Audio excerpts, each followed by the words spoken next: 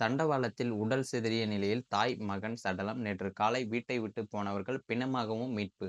குடும்ப பிரச்சனையின் காரணமாக விபரீத முடிவு எடுத்த தாய். நமது சேனல்ல பார்த்தீங்கன்னா, தினமும் பல்வேறு விதமான கிரைம் தொடர்பான நியூஸ்கள உடனுக்குடன் அப்லோட் பண்ணிட்டு வந்துட்டு இருக்கோம். இது போன்ற நியூஸ நீங்களும் உடனுக்குடன் காண நினைத்தால் மறக்காம நமது சேனல சப்ஸ்கிரைப் பண்ணி டெய்லி நம்ம போடக்கூடிய வீடியோவ உடனடியாக பார்த்து தெரிஞ்சுக்கோங்க. திருப்பூர் ரயில் நிலையம் அருகே இன்று ஒரு குழந்தையும், பெண்ணும் சடலமாக கிடப்பதாக காவல்துறையினருக்கு தகவல் கிடைத்தது.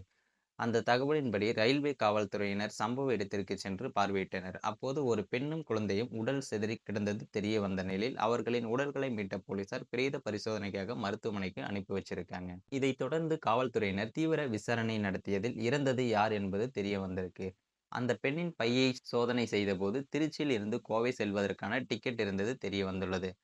பின்னர் தொடர்ந்து நடத்திய விசாரணையில் திருவாரூர் மாவட்டம் திருத்துறைப்பூண்டி பகுதியைச் சேர்ந்த விஜயலட்சுமி என்ற 26 வயது பெண் சடலமாக கிடந்தது தெரிய வந்திருக்கு. இவரது குழந்தை யோகேஸ்வரன் 4 வயது என்பதும் தெரிய வந்திருக்கு. இந்த நிலையில் விஜயலட்சுமி தன்னுடைய கணவன் ஐயப்பனுடன் குடும்ப தகராறு காரணமாக வீட்டை விட்டு நேற்று காலை வெளியேறியதாக தெரிகிறது. அவரை உறவினர்கள் பல்வேறு இடங்களில் தேடி அலைந்த நிலையில் இன்று காலை தாயும் மகனும் ரயில் தண்டவாளத்தில் சடலமாக மீட்கப்பட்டதும் தெரிய வந்திருக்கு. குடும்ப பிரச்சனையின் காரணமாக ஓடும் ரயிலில் இருந்து மகனுடன் ரயிலில் இருந்து குதித்து தற்கொலை செய்தாரா அல்லது தண்டவாளத்தில் ரயில் வரும்போது குதித்து தற்கொலை செய்தாரா போன்ற பல்வேறு கோணங்களில் போலீசார் விசாரணையும் நடத்தி வருகின்றனர். மேலும் தாயும் மகனும் தற்கொலை செய்து கொண்ட சம்பவம் அப்பகுதி மக்களிடையே பெரும் சோகத்தை ஏற்படுத்தியிருக்கு. மேலும் இது போன்ற வீடியோக்களை உடனுக்குடன் காண நினைத்தால் மறக்காம நமது சேனலை சப்ஸ்கிரைப் பண்ணி டெய்லி நம்ம போடக்கூடிய வீடியோ உடனடியாக பாருங்க.